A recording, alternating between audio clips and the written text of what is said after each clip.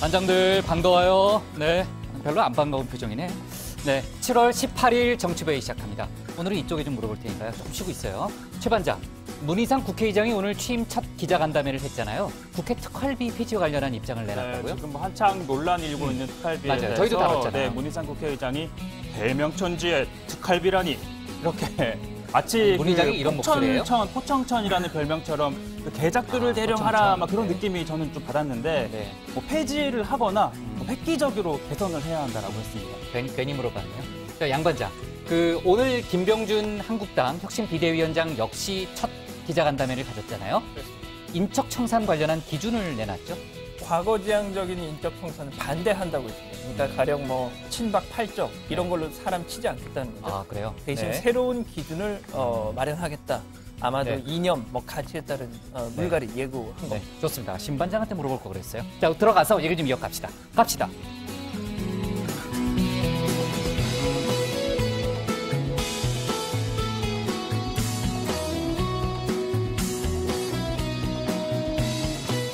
네, 반장들 자리에 앉았으면 정치부회를 시작하죠.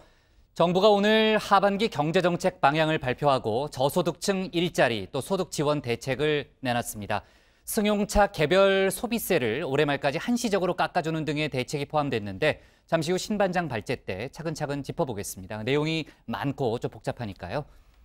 그리고 어제 회의 때도 저희가 언급했지만요. 북한 비핵화 관련해서는 속도전을 강조해왔던 미국이 입장을 완전히 튼 것 같아요. 그러니까 트럼프 대통령이 어제 북한 비핵화를 서두르지 않겠다는 발언을 했잖아요. 오늘은 또 한 걸음 더 나가서 대북 협상에 시간 제한도 없고 또 속도 제한도 없다 이렇게 발언을 했습니다. 그러니까 어떻게 보면은 북한의 단계적 협상론을 일부 수용했다 이렇게도 보여지는데 현실적인 방안을 생각하는 건지는 모르겠습니다만 어쨌든 북미 후속 협상 역시 속도전에서 지구전 또 장기전 양상으로 전개될 가능성이 커 보입니다.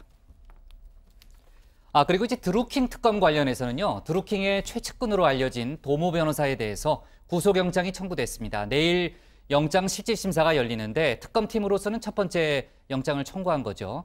그러니까 총선 전인 2016년 3월에 노회찬 현 정의당 원내대표에게 5천만 원을 주는데 관여한 혐의를 받고 있습니다. 물론 노 원내대표는 돈을 받은 사실이 없다 이렇게 주장하고 있고요. 오늘 미국으로 갔죠. 네, 미국으로 떠났습니다. 더 자세한 얘기는 최 반장 발제 때 짚어보겠습니다. 반장들이 다루기 어려울 것 같은 시간상 그 이슈를 한두 개만 좀 짚고 가면요. 요즘 10대 강력범죄가 사회 문제로 떠올랐잖아요. 그 10대 강력범죄가 뭐 예전에도 그런 문제가 없었던 건 아니지만 네. 하여간 요즘 굉장히 잔혹한 그런 범죄가 그 보도가 많이 됐었는데 경찰이 주요 피의자에 대해서는 구속영장 청구를 적극적으로 검토하겠다라는 입장을 밝혔습니다. 그러니까 엄정 대응하겠다라는 거고요. 그리고 근로기준법에 직장 괴롭힘의 정의를 마련하고 금지 의무 신설이 추진이 됩니다. 오늘 이낙연 총리 주재로 열린 국정현황 점검 조정회의에서 직장 등에서의 괴롭힘 근절 대책이 확정됐다고 하네요. 저는 뭐 반장들한테 잘해주니까 이 문제에서는 자유롭지만요. 아무튼 그 중요한 변화라고 할 수 있겠고요.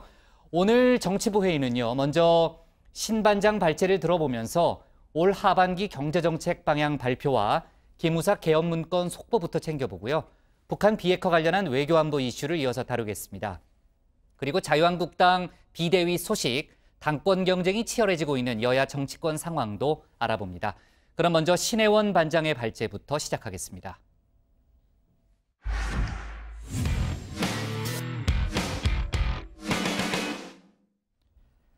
청와대가 소득주도 성장을 필두로 한 문재인 정부의 경제정책 기조, 이른바 제이노믹스를 하반기에도 밀고 나가겠다는 의지를 드러냈습니다.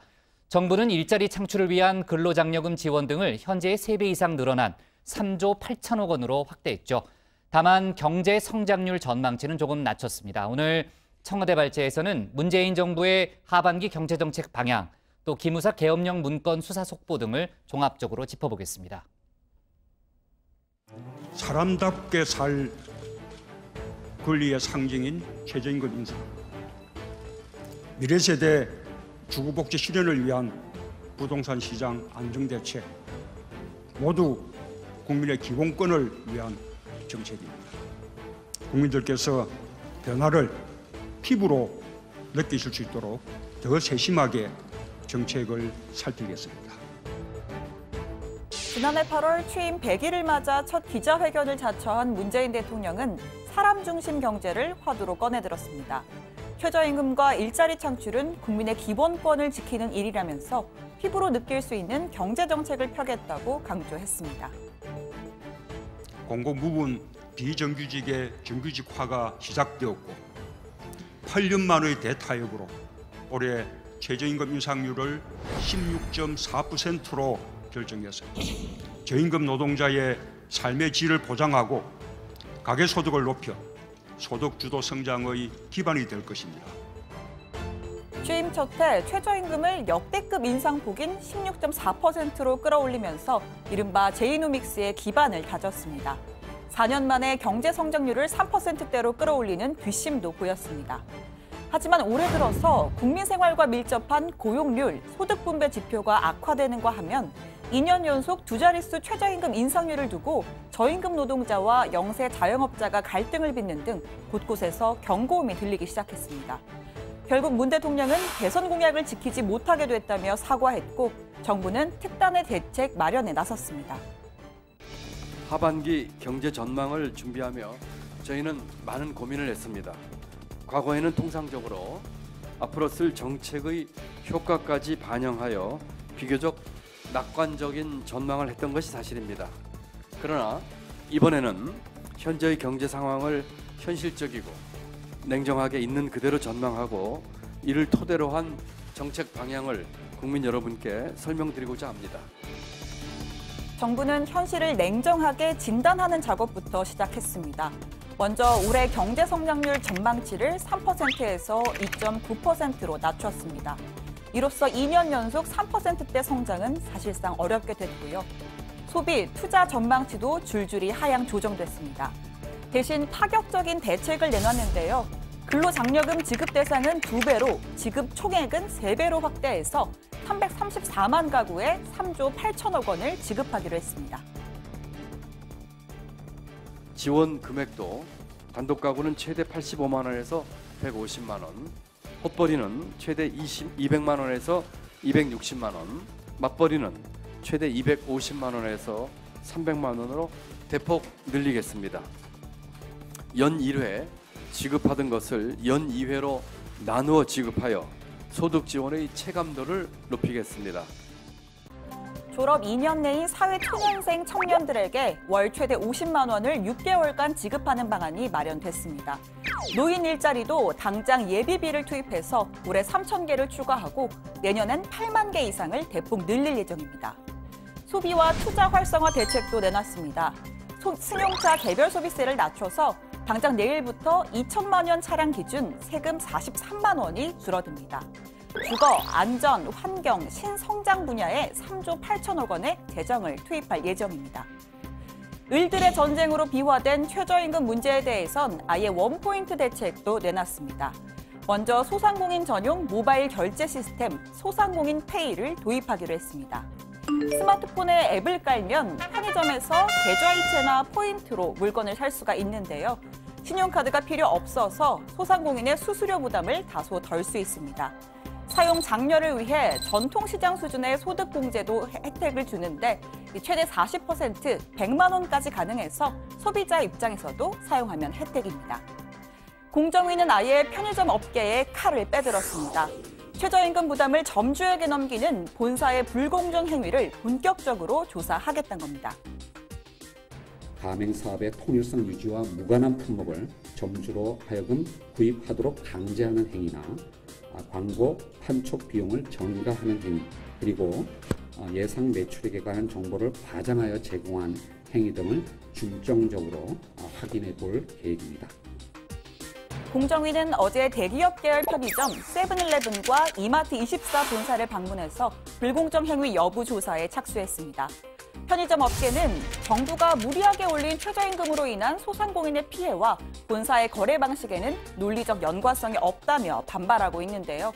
이와는 별개로 가맹점주 모임인 전국 편의점 가맹점협회는 업계의 특수성을 고려해서 최저임금을 업종별, 지역별로 차등 적용해야 한다고 주장하고 있습니다. 오늘 청와대 발제는 정부 근로장려금 3조 8천억 원 푼다. 소득주도 성장은 계속 유지로 정리하겠습니다. 자, 문재인 정부의 하반기 경제정책 방향 또 일자리 저소득층 지원 대책이 발표가 됐고요.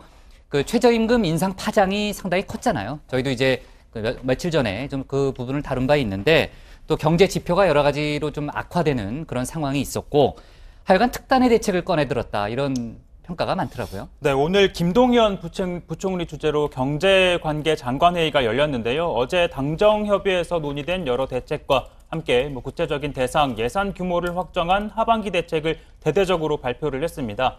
이번 대책 마련의 기저엔 올 하반기에 일자리와 소득 분배, 산업 상장 등이 모두 어려운 상황이라는 자체 진단이 깔려 있었는데요. 우선 김동연 부총리 얘기 들어보시죠. 앞으로의 경제 상황도 녹록치 않습니다. 성장세가 둔화될 수 있고 고용이나 소득 분배 부진도 단기간 내에 나아지지 않을 것으로 예상됩니다.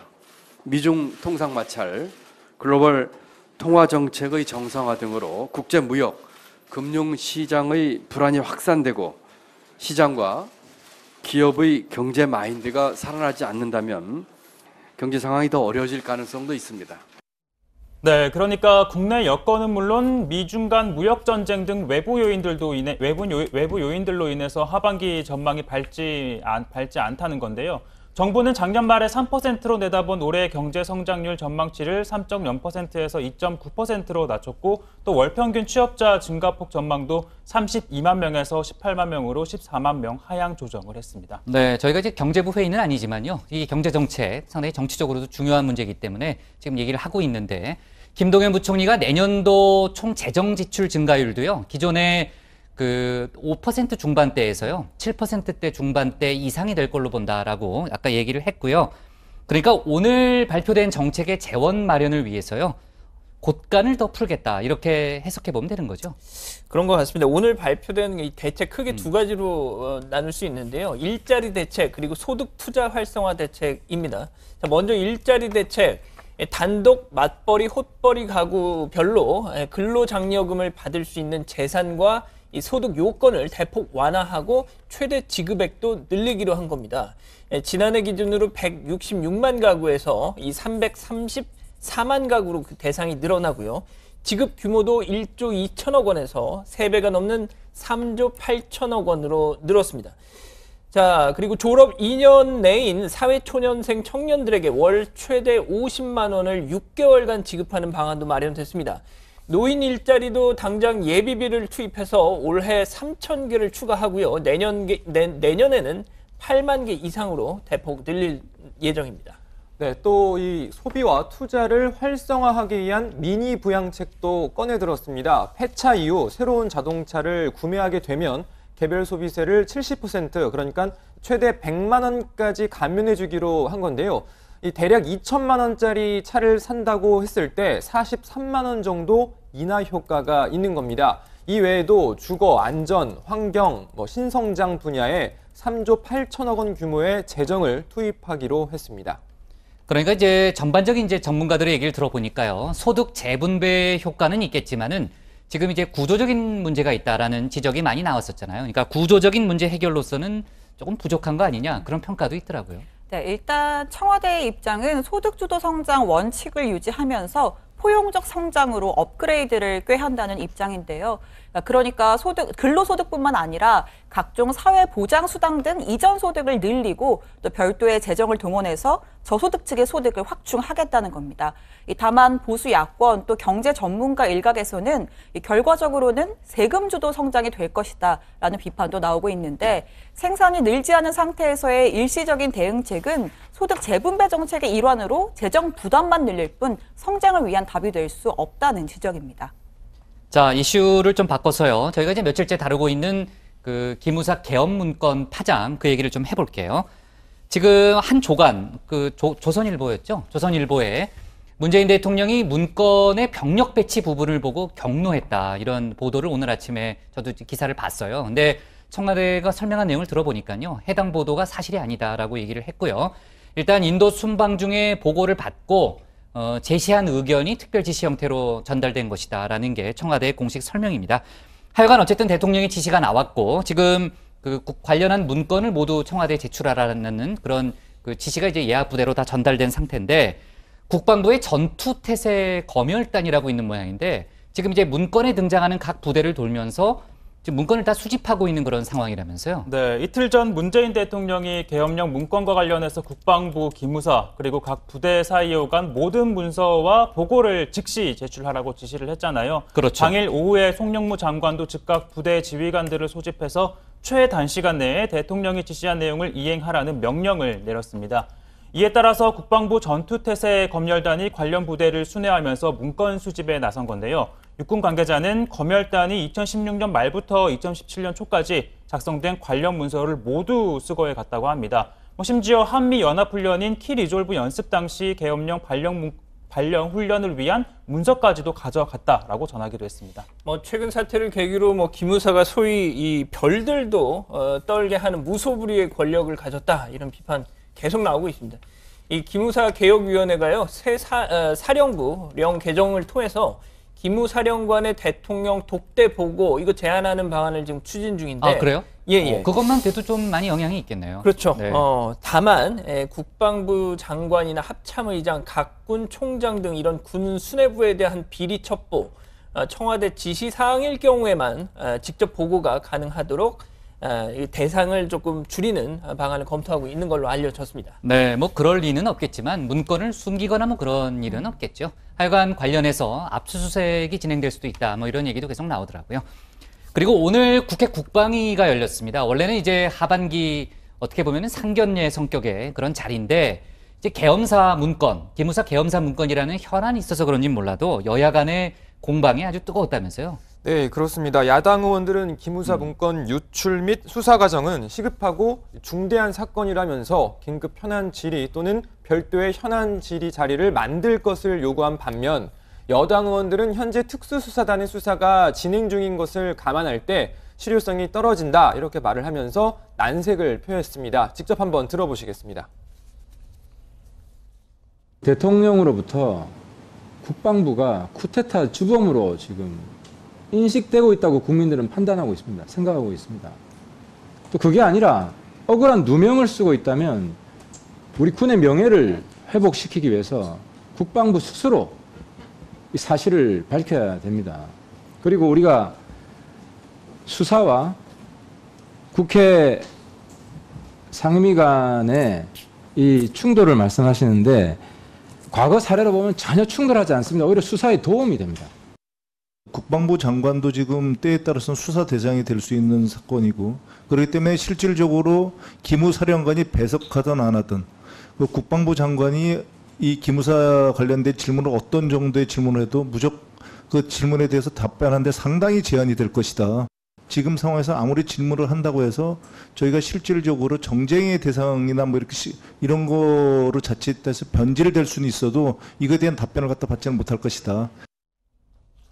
네. 자, 오후 중에 간사간 협의를 통해서 국회 질의 여부를 검토한다 그랬는데 아직은 속보가 안 나왔죠. 네, 일단 국방위가 지금은 산회됐는데 그래요? 네, 오늘 회기 중에는 아직 결정을 내리지 못한 것 같습니다. 네, 좋습니다. 추가로 소식이 들어오면 신반장이 알려주고요. 자, 그리고 어제 저희가 이제 속보로 전하긴 했지만요. 정말 안타까운 사고가 있었잖아요. 해병대 헬기 마리온의 추락으로 해병대원 5명이 숨지고 1명이 크게 다쳤습니다.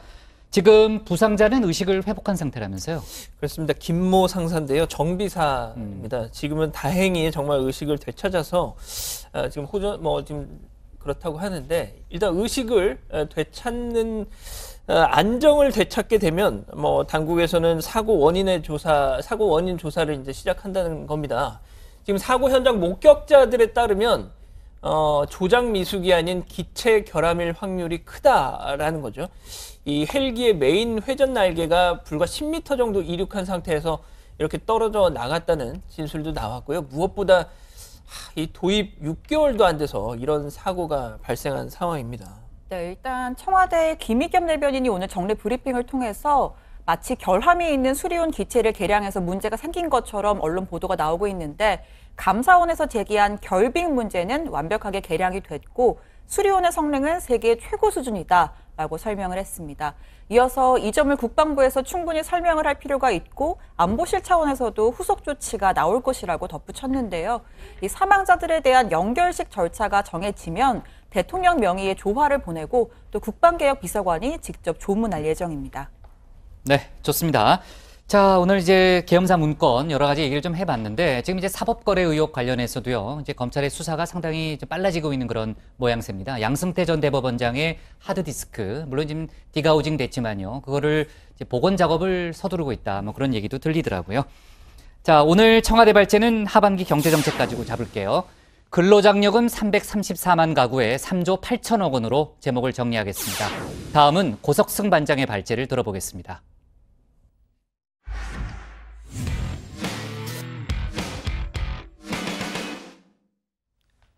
오늘 여야 원내대표단이 미국 출장길에 올랐습니다. 원내대표 5명이 함께 출장을 가는 건 아주 이례적이죠. 원내대표단은 미국 정계는 물론 학계, 재계 인사들을 두루 만나서 한미동맹의 중요성을 강조하고 한반도 비핵화 등 양국 간 현안에 대해서 논의할 예정입니다. 오늘 야당 발제에서는 원내대표단의 방미 현장 소식, 또 북미 협상 속보 등 얘기를 자세히 전해드리겠습니다. 네, 아주 긴 시간 고민을 거듭한 끝에 이번에 코너 속의 코너 하나 만들어봤습니다. 이름하여 고반장입니다. 현장에 직접 나가서 여러분께 조금 더 생생한 소식 전달해드리는 시간입니다. 제가 찾아간 첫 번째 장소 어디인지 화면으로 확인해 보시죠.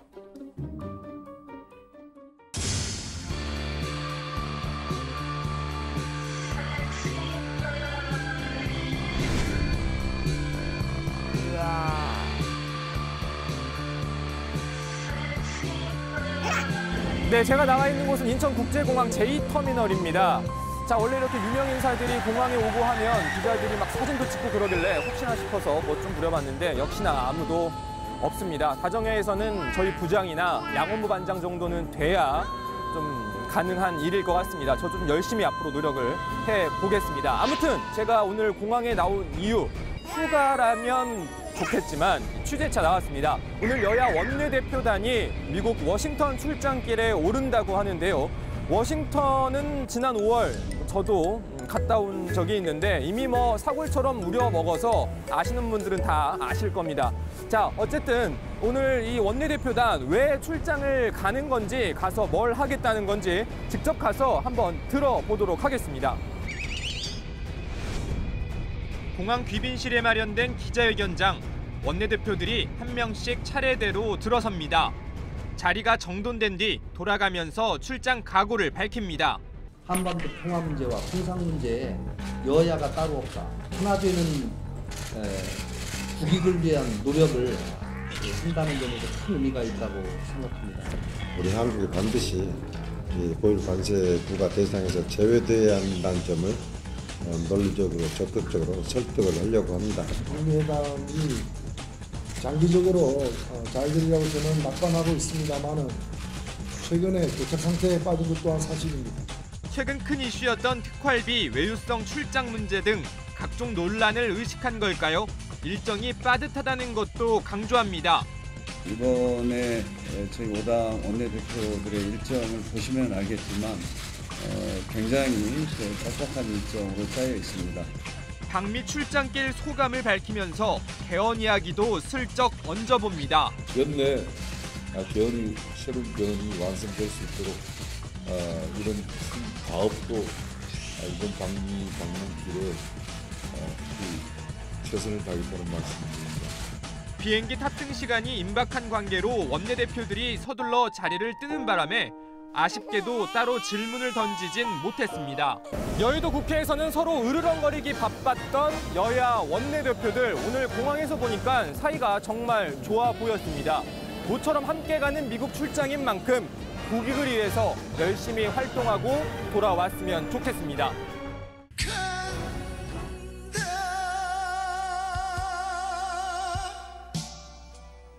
네, 이왕 미국 이야기 시작한 김에 북미 협상 소식도 전해드리겠습니다. 트럼프 대통령이 미국 하원 의원들을 백악관에 초청해서 미러 정상회담 성과를 설명하는 자리를 가졌는데 북핵 문제에 대해 속도 조절을 하겠다는 입장을 다시 한번 밝혔습니다.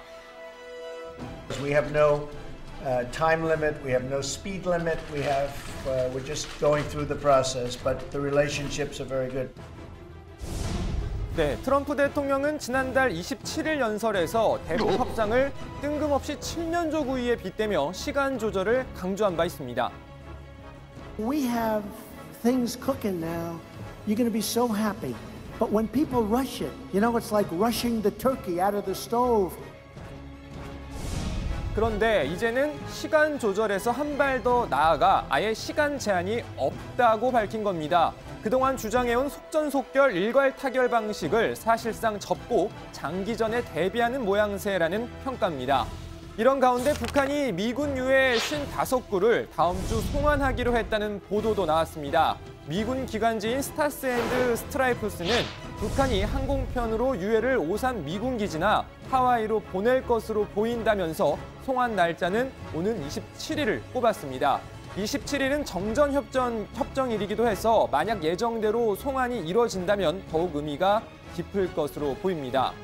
그런데 트럼프 대통령이 대북 문제 못지않게 시급히 꺼야 될 불이 하나 생겼습니다. 미러 정상회담 후폭풍이 예상보다 심각한 상황입니다. 정상회담을 러시아 대선 개입 의혹의 해명 계기로 삼으려던 트럼프 대통령이 푸틴 대통령 앞에서 러시아를 두둔한 게 발단이 됐습니다. I have President Putin. He just said it's not Russia. I will say this. I don't see any reason why it would be.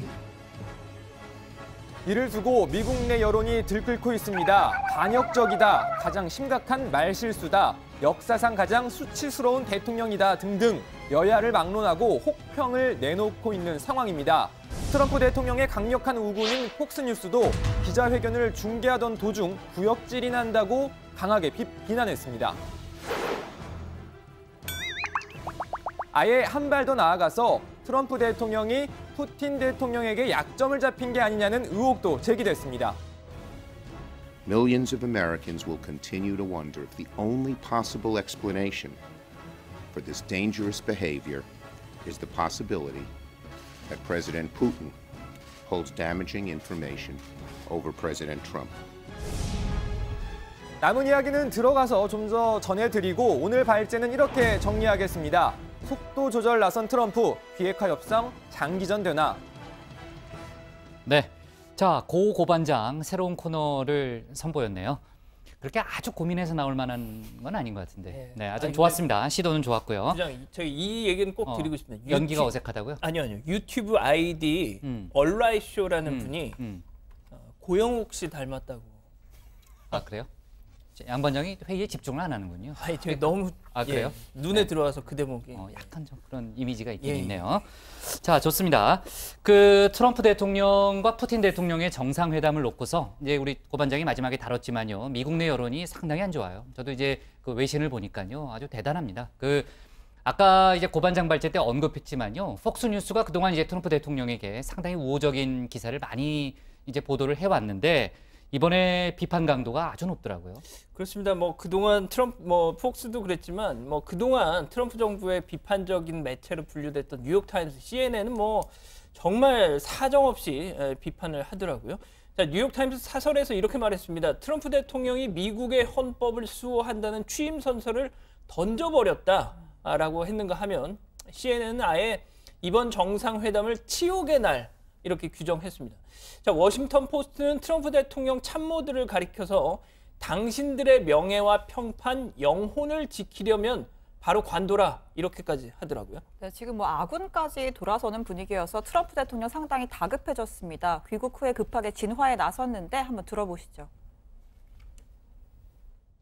And I have felt very strongly that while Russia's actions had no impact at all on the outcome of the election, let me be totally clear in saying that, and I've said this many times, I accept our intelligence community's conclusion that Russia's meddling in the 2016 election took place.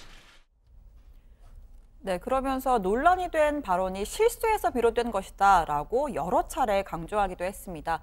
러시아가 저질렀다는 어떠한 이유도 찾을 수 없다. It would가 아니라 It wouldn't, 그러니까 러시아가 저지르지 않았다는 어떠한 이유도 찾을 수 없다라고 말을 했어야 한다는 겁니다. 그러면서 해당 문장을 여러 차례 반복해서 읽었는데요. 이 부분도 한번 보시죠.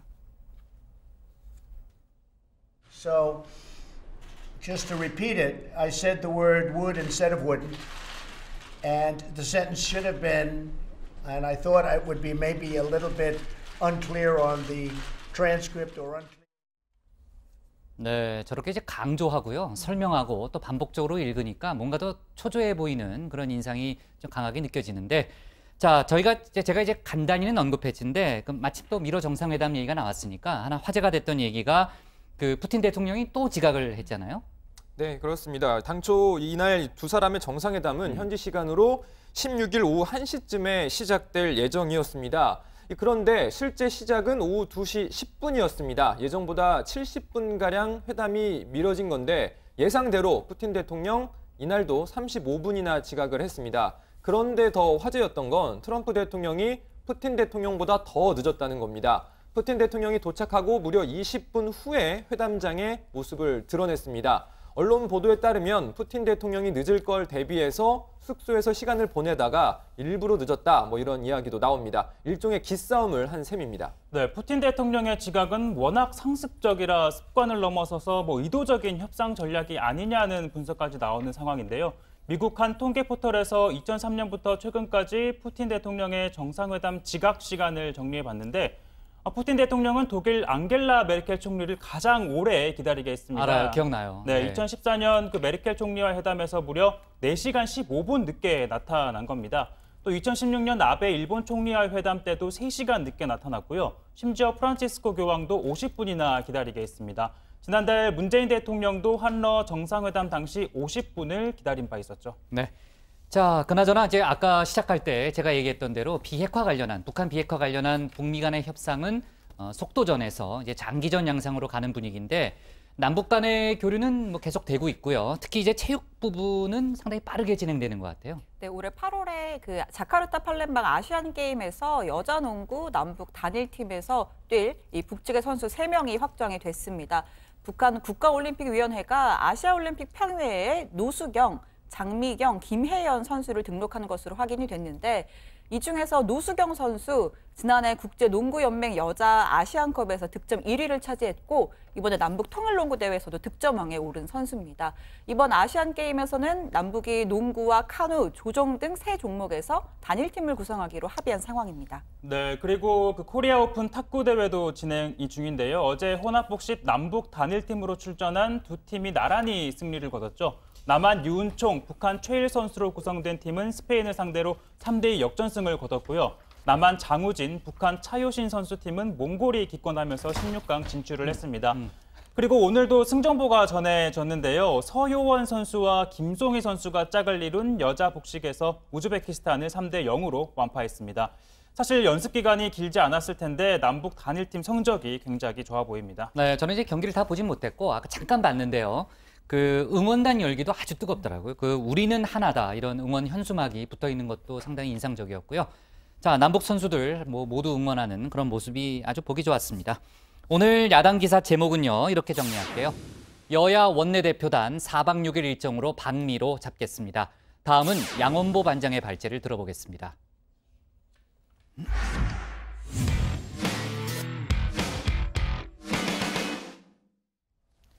자유한국당 김병준 혁신비상대책위원장이 오늘 취임 후 첫 번째 기자회견을 가졌습니다. 당 혁신의 핵심 과제죠. 인적청산 문제 관련해서는 새로운 기준을 세운 뒤에 같이 갈 수 있을지 없을지를 가려내겠다고 말했습니다. 다만 그러면서도 과거지향적인 측면에서의 인적청산은 반대한다고도 했는데 과연 어떤 구상을 하고 있는 걸까요? 오늘 양 반장 발제에서는 관련 소식과 다른 정치권 뉴스를 함께 정리해 보겠습니다. 네, 그렇습니다. 자유한국당 김병준 비대위원장의 가장 중요한 역할, 인적 청산, 사람 정리하는 거겠죠. 자유한국당에 지금 있는 그 누구도 다른 누구를 쫓아낼 수 있는 권위와 명분을 갖지 못하고 있다 보니 바깥에 있는 사람에게 이렇게 칼을 쥐어준 거니 말이죠. 자, 김 위원장이 성공했다, 실패했다 그 평가도 바로 인적 청산 결과에 따라 엇갈릴 텐데 그 얘기 직접 한번 들어보시죠. 과거 지향적인 측면에서의 인적 청산은 저는 반대입니다. 우리가 새로운 것을 내놓고 그 새로운 것을 기준으로 삼을 때까지 열심히 노력해서. 자, 과거 지향적 인적 청산 반대한다. 아마도 뭐 친박 팔적, 무슨 5대 공신록 뭐 등등 이런 살생부를 통한 인적 청산은 않겠다. 이렇게 해석이 됩니다. 그렇다면 새로운 기준을 갖고 사람을 정리하겠다. 자, 이거는 과연 어떤 새로운 기준 의미일까요? 그 중에 하나가 자율의 개념입니다. 국가가 주도해서 이 나라의 경제와 사회를 이끄는 것이 아니라 우리 시장의 여러 주체들 그리고 공동체의 여러 주체들이 자율적으로 이 국가를 만들어가고 시장에 대한 정부 간섭을 최소화하고 각 경제 주체들 자율에 맡긴다. 이건 뭐 지극히 신자유주의적 보수주의 이념인 것 같은데 이런 보수주의 가치, 이념에 부합하지 않는 사람 내보내겠다. 뭐 이런 말로 들립니다.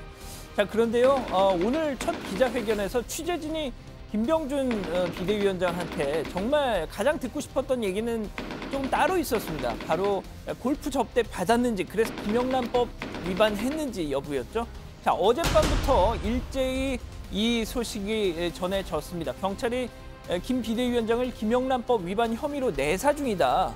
이런 소식 말이죠. 지난해 8월, 그러니까 김 위원장이 국민대 교수로 있을 때 당시 함승희 강원랜드 사장이 초대를 해서 강원도 하이원 리조트에서 열린 이 KLPGA 투어 프로암 경기를 갔다가 거기서 골프 접대를 받았다는 겁니다. 올 초 강원랜드 한 관계자가 이걸 국민권익위에 제보를 했고 권익위가 지난 3월에 경찰에 넘겼다는 겁니다. 자, 제보 내용을 봤더니 골프비, 기념품, 식사 비용 등등 고합 한 118만 원가량이 되더라는 겁니다. 아니, 국민대 교수가 공무원도 아니고 그게 뭐 어때가 아니라는 거죠. 김영란법은 공무원뿐 아니고 저희 같은 뭐 이런 언론사 직원들, 사립학교 교직원 다 적용을 받습니다. 자, 강원랜드 사장이 사립대 교수한테 무슨 청탁을 한다고 그래가 또 아닙니다. 김영란법은요, 딱히 직무 관련성, 대가성이 없어도 1회에 100만 원 넘어가는 금품이나 향응 접대를 받으면 3년 이하의 징역 또는 3천만 원 이하의 벌금을 받는 형사처벌을 받습니다. 자, 물론 경찰은 제보 내용을 계속 확인 중이라고 하고 그러는데 김 비대위원장 뭐라고 했을까요? 접대라고 하기는 좀 곤란하고요. 말하자면 프로암대에 초대를 받았습니다. 법의 범위를 넘지 않는 범위 안에 있다라고 이야기를 하셨는데 그것 또한 저는 모르죠. 난 초대를 받았을 뿐이고 그래서 골프를 쳤을 뿐이고 김영란법 걱정 안 해도 된다기에 그런 줄 알았을 뿐이고 글쎄요, 뭐 얘기를 들어보면 분명 김 비대위원장 역시도 김영란법을 의식하기는 했던 것 같습니다. 그런데 강원랜드에서 걱정 마십시오 하니까 믿거니 했던 거죠. 자, 설령 그렇다 쳐도 나는 몸만 갔는데 이런저런 편의를 봐준다. 주최 측에서 스스로 조심했어야 되는 거 아니냐 이런 지적도 나옵니다. 그리고요, 뭐 당시 김 비대위원장이 명예교수였다는 겁니다. 근로계약을 맺지 않은 명예교수는 이 김영란법의 적용을 받지 않는다는 지금 얘기도 나오고 있습니다. 자, 뭐 관련해서는 들어가서 더 전해드리도록 하겠습니다. 자, 다음 소식 가보죠. 야, 어제 7월 17일 제70주년 재헌절이었죠. 어제 뭐 마마무, 트와이스 등등이 국회에 와서 재헌절 축하 공연을 했다지 뭡니까. 자, 그런데 이게 어제 이 KBS 열린음악회 녹화 공연이라서 저희가 그 그림을 보여드릴 수는 없습니다만 정말 아쉽습니다. 자, 어쨌든요. 자, 이 사진, 다음 사진 한번 보여주시죠. 어제 트와이스 마마무뿐만 아니고 이 팀도 무대에 올랐다는 거 아닙니까? 부장 혹시 이분들 누군지 아시나요? 저한테 물어본 거예요? 네. 알죠, 당연히. DJ 덕이잖아요. DJ 덕. 제 친구 클론하고요. 강원래하고 이하늘 씨하고 한때 약간의 논란도 있었는데 물론 나중에 화해했죠. 저는 뭐 클론을 제일 좋아하지만 친구니까 DJ 덕도 아주 좋아해요. 네. 네, DJ 덕. 아무튼 뭐 DJ 덕이 무대에 올랐다는 거죠. 덕과 함께 춤을 그리고 런투유 뭐 이런 히트곡도 불렀고 분위기가 또 절정에 오르니까 1997년도에 발표했던 노래 삐걱삐걱도 부른 겁니다. 이 노래 뭐 저희가 어제 그림을 보여드릴 수는 없고 지난 탄핵 정국 때 자주 불렀거든요. 잠깐 감상해 보시죠.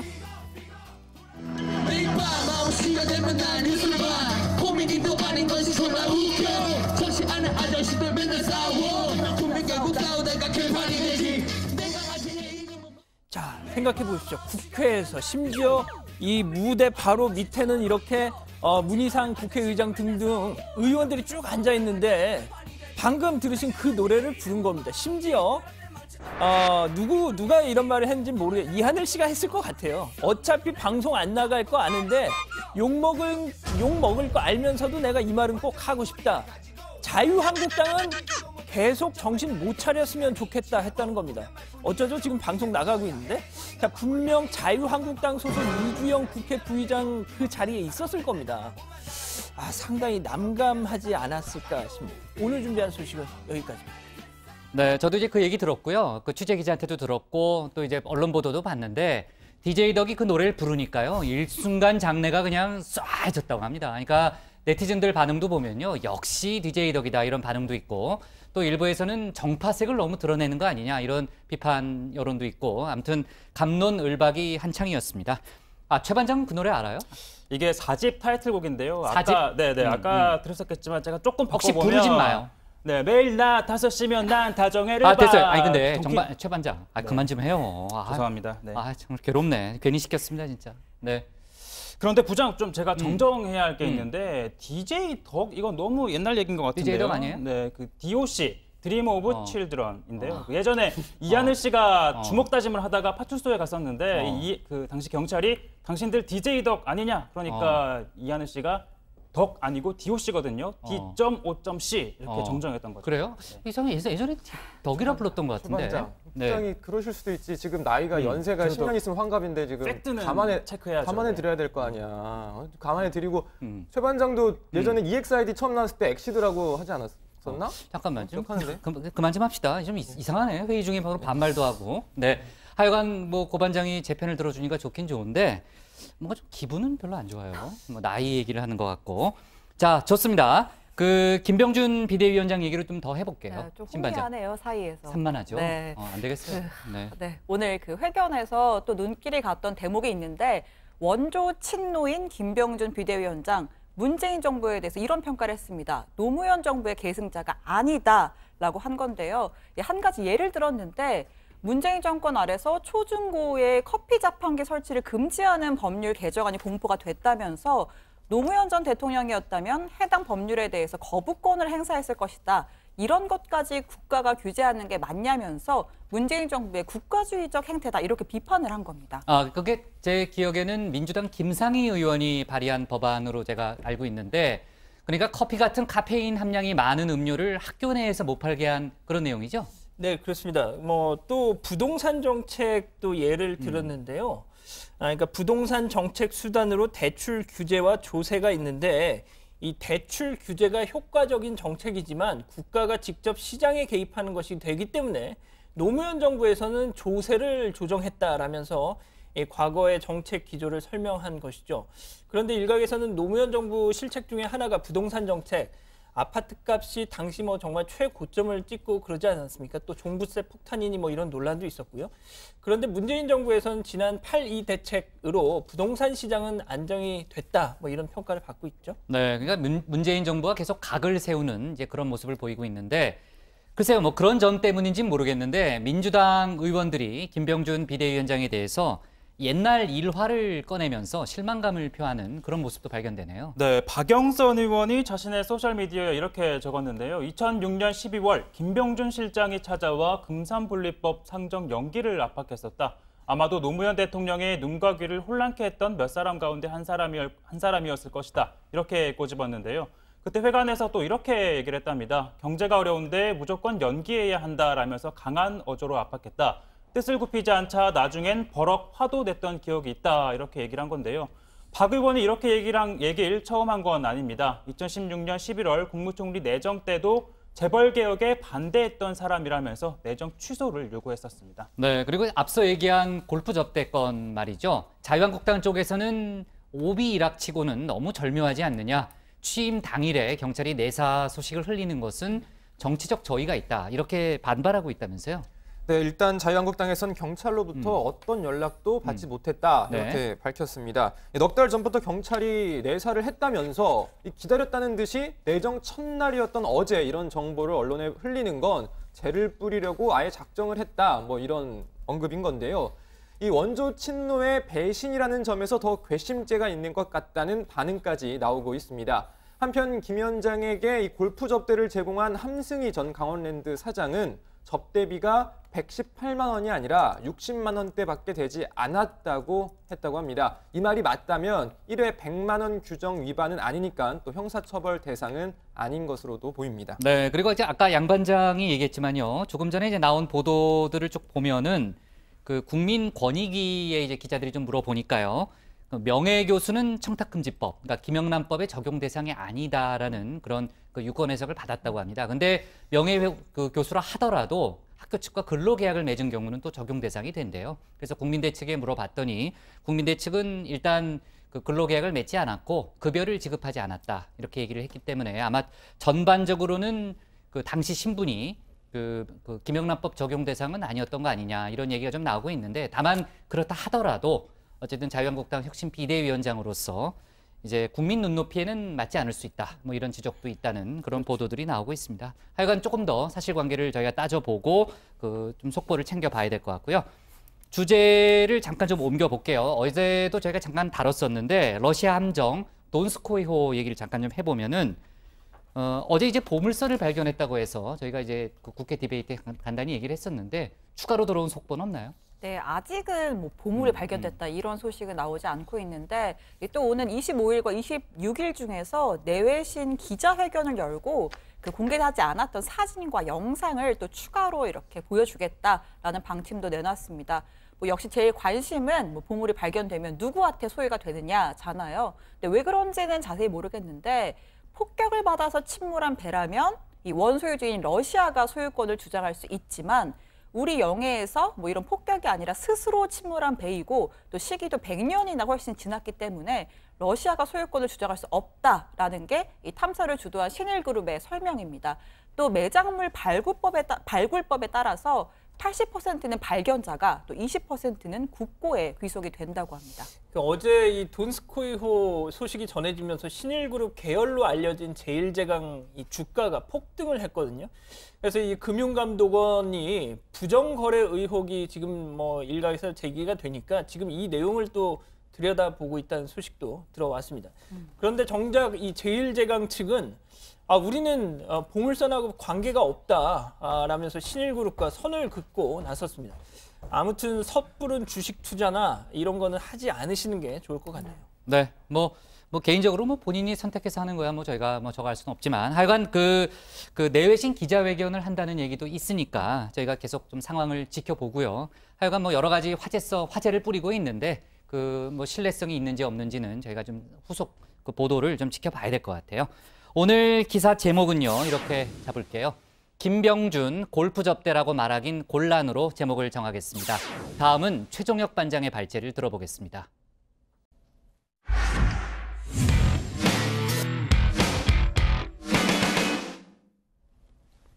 사선의 송영길 의원이 오늘 민주당 차기 당대표 선거 출마를 공식화했습니다. 후보 등록일이 이틀 앞으로 다가온 만큼 이해찬 의원을 비롯해서 막판까지 출마를 저울 중인 후보들도 이제는 공식 입장을 밝혀야 될 걸로 보입니다. 또 바른미래당과 민주평화당도 차기 당권을 놓고 경쟁이 치열한데요. 오늘 최 반장 발제에서는 여야 할 것 없이 달아오르고 있는 전당대회 분위기를 자세히 짚어보겠습니다. 네, 새 학기가 되면 학급 회장도 새로 뽑아야 합니다. 복담임이 이끄는 다정회도 선임이었던 정강현 반장이 나갔으니 이제 새로운 회장을 뽑아야겠죠. 선거 때마다 꼭 등장하는 유형입니다. 진지한 공약을 내걸고 호소하는 진지형 또는 이렇게 동정표를 요구하는 애원형도 있습니다. 다음, 등 떠밀려 나왔다는 귀차니즘형도 있고요. 뭐 꼭 이런 애들이 당선이 되죠. 여기에다가 그냥 몸으로 보여주는 장기자랑형까지 있습니다.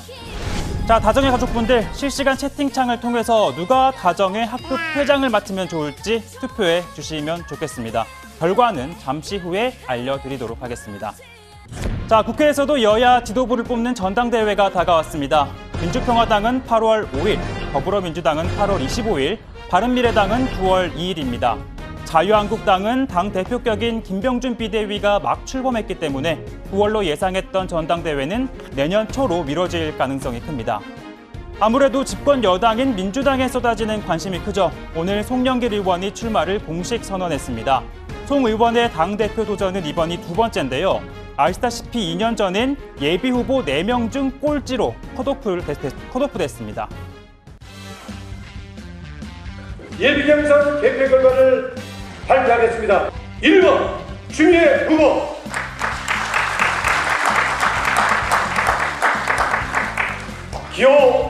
2번 이정걸 후보, 기호 3번 김상현 후보가 당선되었습니다. 이상 당선된 후보자로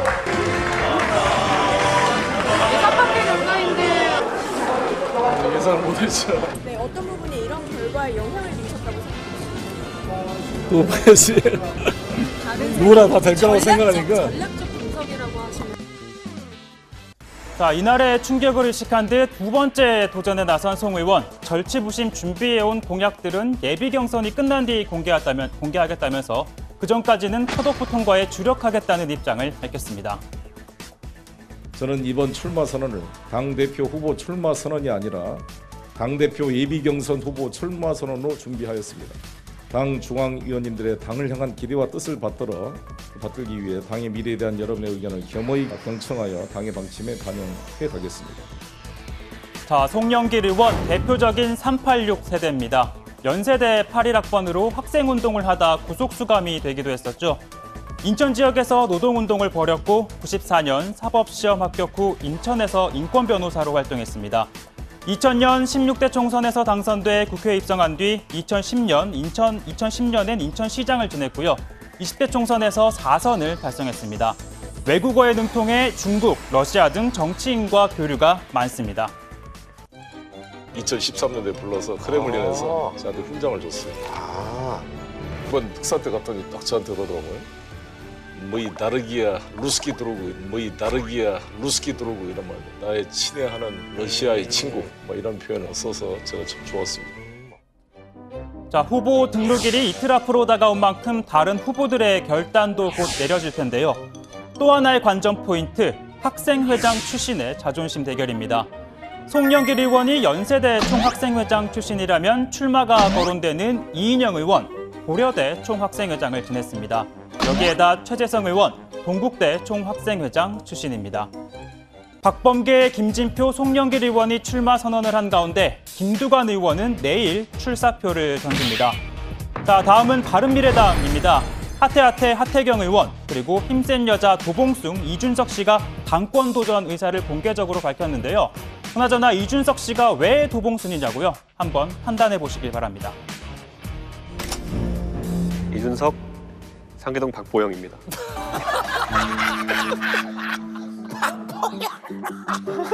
죄송합니다, 진짜. 처음부터. 근데 이준석 씨는 진짜 박보영 씨랑. 인정하기 싫은데 얼굴에 좀 있네. 좋아요. 자, 여기에다가 장성민 전 의원, 그리고 김영환 전 경기지사 후보, 문병호 전 인천시장 후보도 자천타천 출마가 거론되고 있습니다. 그리고 이분 당권 경쟁에 뛰어들 것으로 보입니다. 선거가 끝난 후 손학규의 행보는? 대도무문이야. 큰 길을 가는데 거침이 없는 겁니다. 이 발언은 제가 생각하는 바로 그 발언입니까? 생각하는 사람에 따라서 보는 사람에 따라서 다르겠죠. 그동안 애매모호한 입장을 보였던 만덕산 도령. 네, 마지막 기회를 한국 정치의 미래를 위해 헌신으로 바치고자 한다라고 말하면서 출마로 마음을 굳혔다는 얘기가 나옵니다. 자, 다음 민주평화당입니다. 후보 등록이 마감이 됐습니다. 정동영, 유성엽, 최경환, 윤영삼, 허영, 그리고 이윤석 모두 6명이 출사표를 던졌습니다. 그런데 이 가운데 대표는 1명, 최고위원 4명을 뽑습니다. 그러니까 6명 가운데 5명이 당 지도부에 당선이 되는 건데요. 1등 당 대표만큼이나 떨어지게 될 1명이 누가 될지 궁금해집니다. 자, 끝으로 발제 첫머리에 공지해드렸던 다정회 학급회장 투표 결과를 알려드리겠습니다. 투표에 많이 참여해 주셨죠? 정강현 반장의 뒤를 이을 새로운 회장은요. 자, 긴장이 되지만 안타깝게도 저를 지지해 주신 분들에게는 죄송합니다. 사실 다정회는 선수와 나이 순으로 상임위원장을 배분하는 민주당과 룰이 같습니다. 그러니까 연차와 나이가 가장 많은 양원보 반장이 회장이 됩니다. 자, 오늘 기사 이렇게 정리해 보겠습니다. 송영길 민주당 대표 출마 선언, 여야 차기 당권 경쟁 가열입니다. 그 전당대회 얘기는 여기서 마무리하고 국회 얘기를 좀 해봐야 되는데, 국회 상임위 구성이 완료가 됐잖아요. 아까 이제 국방위 얘기도 잠깐 그 신반장 발제 때 해봤는데, 오늘부터 업무 보고를 받는 등 전반적으로 국회 운영이 정상화된 상태죠? 네, 오늘 국방위, 법사위, 보건복지위 이 3개 상임위가 열렸는데요. 특히 법사위는 각종 입법과 또 관련해서 여야가 첨예하게 맞붙을 최전선이 될 것으로 보입니다. 민주당은 율사 출신을 집중 배치했고 간사도 검사 출신의 송기현 의원이 맡았습니다. 한국당도 검사 출신 김도읍 의원이 간사를 맡게 됐습니다. 김진태 의원이 어제도 전해드렸는데 이제 빠졌고 장제원, 이은재 의원이 투입돼 대여 공격수로 떠오를 것으로 예상이 됩니다. 바른미래당은 오신환 의원이, 평화와 정의는 법사위 터줏대감 박지원 의원이 맡게 됐습니다. 법사위에 처음 이름을 올린 의원들의 소감을 한번 들어보겠습니다.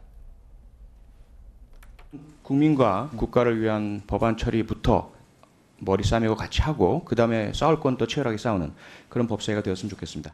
저는 비법조인으로서 이 법사위에 들어와서 열심히 배우는 자세, 또 국민들의 눈높이가 어떤 것인지에 맞춰서 우리 상임위에 아주 열정을 보이는 그런 태도를 보이도록 하겠습니다. 예, 뭐 상견례 격인 오늘부터 이 여야가 재판거래 의혹을 놓고 설전을 주고받는 뭐 이런 식의 신경전이 정말 팽팽했습니다. 민주당 금태섭 의원은요, 대법원과 다른 판결을 내린 재판부에 대해 이 징계를 검토한 점을 거론을 하면서 법원 행정처가 재판에 영향을 미치려고 한 거다, 이렇게 지적했습니다. 자, 바른미래당 최이배 의원도요, 사법부와 대통령이 유착됐다, 국가기관이 아니라 일개 이익단체다, 이렇게 비판했습니다. 자, 자유한국당은요, 문재인 정부가 특정 단체 출신을 선호하는 사법부 코드화를 했다, 이렇게 문제 삼았습니다.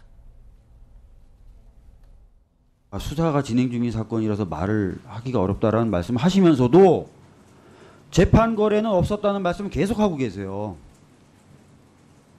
그거는 수사 진행 중인 사건 아닙니까?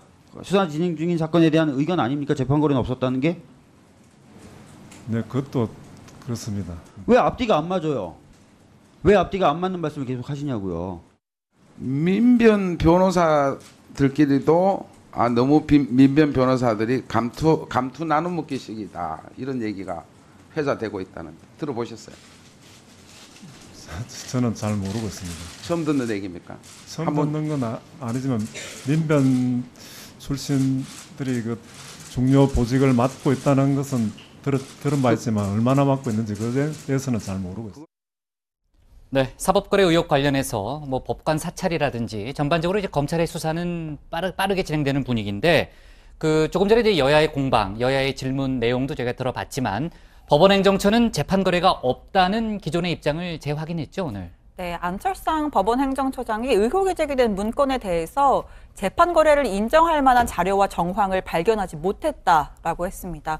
해당 문건들은 대화를 부드럽게 한다거나 접촉하는 사람들의 호감을 받기 위해서 일정한 판결을 뽑아서 만든 것이라면서 좋은 인상을 주기 위한 것 아니겠냐, 이렇게 답을 했습니다.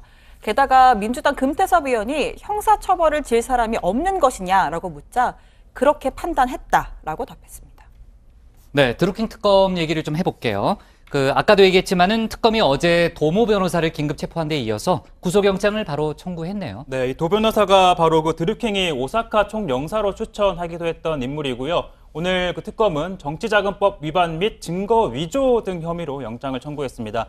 특검이 수사 과정에서 영장을 청구한 건 처음인데요. 특검은 최근 수사 과정에서 도 변호사가 총선 전인 2016년 3월 노회찬 정의당 원내대표와 드루킹의 만남을 주선을 하고 또 4,600만 원을 건네는 데 관여한 혐의를 포착을 했다고 합니다.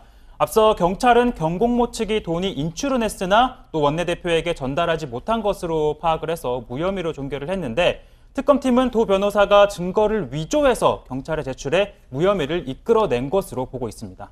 네, 아까 이제 고 고반장 발제에서 저희가 봤지만은 이제 오늘 여야 원내대표들이 미국으로 떠났잖아요. 지금 이제 노 원내대표 같은 경우는 전혀 사실이 아니다 이렇게 부인을 했었는데 어쨌든 특검이 구체적인 혐의를 포착하고 또 관련해서 구속영장을 청구했기 때문에 지금 이제 어쨌든 소환 조사까지는 뭐 바로 이어지는 거 아니냐 이런 얘기가 나오더라고요. 네, 특검이 드루킹으로부터 노 의원에게 직접 2천만 원을 건네고 나머지는 경공모 회원을 통해서 노회찬 의원 부인 운전사에게 전달했다는 진술을 확보한 만큼 우선 노 의원 부인에 대한 소환이 임박했다는 관측이 나오고 있습니다. 박상용 특검보는 언제 소환할지 어떻게 할지에 대해서는 말씀드리기 어렵다면서도 조사할 필요성은 당연히 있다고 밝혔습니다. 그동안 노 원내대표는 드루킹 일당이 자신에게 돈을 건네려고 했다는 건 언론 보도를 통해 알게 됐다며 결백을 주장해왔습니다. 특검팀이 오늘 드루킹도 재소환해서요. 노회찬 원내대표 측에 돈을 전달한 의혹에 대해서 조사를 하고 있는 것으로 일단 알려지고 있습니다. 지금 특검이 드루킹 수사 관련해서 새로운 혐의를 포착하고 일단 수사를 확대해가는 그런 모양새를 보이고 있는데 드루킹 창고를 압수수색하는 과정에서 이제 새로운 증거가 많이 나왔다고 그래요. 그러니까 초기 경찰 수사가 부실했던 거 아니냐 이런 지적도 있더라고요. 그렇습니다. 최근 특검팀이요 경기도 파주에 있는 이 경공모 비밀 창고를 압수수색한 결과 이 댓글 조작 프로그램인 킹크랩의 이 개발 자료 그리고 또 자금 장부 뭐 많은 것들을 좀 확보를 했다고 합니다. 특히 자금 관리 장부에는 외부에서 들어온 자금 흐름, 활동비로 사용한 내역 뭐 등등이 일목요연하게 정리가 돼 있어서 수사팀이 이 부분을 주목을 하고 있는데 이 과정에서 정치권 인사에 대한 후원 내역이 있을 가능성 배제하지 않고 있다고 합니다. 네, 특검팀이 이 같은 자료를 확보할 수 있었던 건 경공모 회원들이 지난 6월 느릅나무 출판사 사무실에 있던 짐들을 빼내서 비밀 창고로 옮겼다는 진술을 확보했기 때문입니다. 그런데 당시 경찰이 짐을 옮기는 과정을 확인하고도 아무런 조치를 취하지 않았다는 사실이 또 추가로 알려졌는데요. 일부 언론을 통해 공개된 방범 카메라를 보면 출판사에서 가져온 짐이 컨테이너 창고에 도착하는 시간에 경찰관 2명이 현장에 있었던 사실이 확인됐습니다. 이에 대해서 파주경찰서 관계자는 사건을 수사했던 서울청에게서 물품에 대한 증거물을 보존 요청을 하지 않았다라고 설명했습니다. 네. 자, 조금 전에 제가 얘기했던 드루킹의 측근으로 알려진 도모 변호사에 대한 영장 실질 심사가 내일 이뤄지잖아요. 관련해서 이제 구속 여부는 밤늦게 결정될 걸로 보이는데 내일 영장 심사 과정에서 조금 더 구체적인 그런 얘기가 나올 수 있으니까 조금 더 속보를 내일 다루는 걸로 하겠습니다. 오늘 기사 제목은요. 이렇게 정할게요. 드루킹 최측근의 첫 영장 노회찬 옥죄는 특검으로 제목을 잡겠습니다.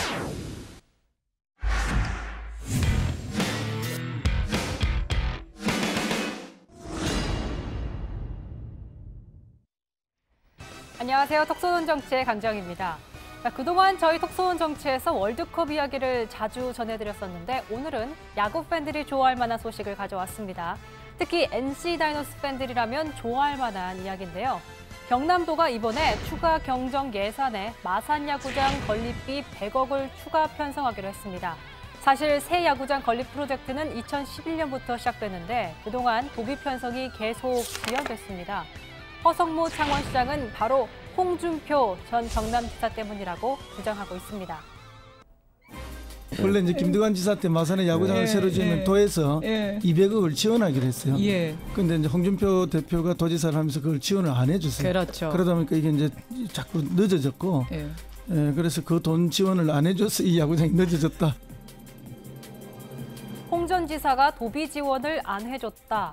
안상수 창원시장과의 관계 때문이라는 게 대체적인 시각인데요. 두 사람의 신경전은 2010년 한나라당 당대표 경선 때로 거슬러 올라갑니다. 이른바 개소송 문제를 놓고 논쟁을 벌였는데 당시 이런 대화가 오갔습니다. 안상수 후보님께서 신한국당 국회의원을 하실 때 옆집에 개가 짖는다고 소송을 냈습니다. 옆집 사람과도 개소리 때문에 화합 못하는 분이 어떻게 당내 화합, 국민 통합을 하시겠다는 건지 답변해 주시길 바랍니다. 참 모호한 것도 조사를 했네요. 그 당시 우리 애가 고3입니다. 바로 옆집에 개를 10마리 키웠습니다.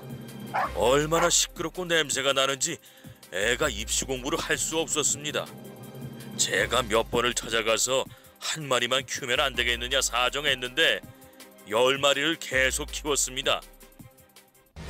이게 끝난 게 아닙니다. 이후에 경남지사와 창원시장으로 만난 두 사람은 창원시 승격 문제, 로블랜드 문제 등을 놓고 사사건건 부딪혔습니다. 급기야 지방선거 때 안전시장은 공천에 탈락했는데 안전시장은 홍 전 대표가 사감으로 공천했다고 비판했습니다. 그런데 이번 지방선거에서 자유한국당 홍준표 대표가 창원시를 전략공천 지역으로 선정하여 저를 창원시장 후보에서 낙천시켰습니다. 이번 지방선거에서 무소속으로 창원시장에 출마하겠습니다. 창원 시민의 힘으로 당선된 후에 다시 자유한국당으로 돌아와 정당의 민주화와 정의의 실현, 혁신에 앞장서겠습니다. 하지만 이에 대해서 홍 전 대표는 정무적 판단에 따른 것이라고 밝혔는데요. 심지어 안전시장에게 치매가 의심스럽다고 말했습니다. 창원시장이 임대아파트가 많이 들어오게 되면 저소득층이 몰리기 때문에 선거 환경이 나빠진다. 그래서 분양아파트로 전환해달라고 했습니다. 만약 그것을 알고도 그런 주장을 한다면 그 후안무치한 것이고 모르고 한다면 치매를 의심해봐야 돼요. 결국에 이번 지방선거에서 더불어민주당이 경남지사, 창원시장을 모두 석권했습니다. 이후에 도비 지원이 바로 결정됐습니다. 앞으로 정치적인 갈등이 사업에 영향을 주는 일은 없어야겠습니다.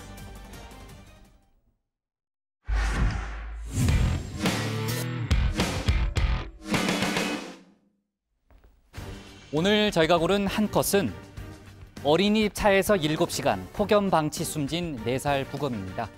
어제 경기도 동두천시 한 어린이집 통학 차량에서 4살 여자아이가 숨진 채 발견됐습니다. 바로 이 차량인데요. 아이는 차 속에서 7시간이나 그대로 방치됐습니다. 어제 동두천시 낮 기온이 30도를 훌쩍 넘었으니까 차 안이 얼마나 뜨거웠을지 상상이 갑니다. 9인승에 불과한 차에서 왜 아이를 챙기지 못했는지, 아이가 아침부터 보이지 않았는데도 왜 7시간이나 지나서 부모에게 연락을 했는지 정말 이해가지 않는 점이 한두 가지가 아닙니다. 경찰이 사인 규명을 위한 부검을 내일 실시한다고 하는데 사고 원인과 과실 여부를 철저하게 따져야겠습니다. 오늘 정치부에는 여기까지고요. 저희는 내일 다시 찾아뵙겠습니다. 자, 수고했습니다. 날이 너무 더워요. 밤에 잠이 부족합니다. 맞습니다. 최 반장이야 시원하게 에어컨 켜고 자니까.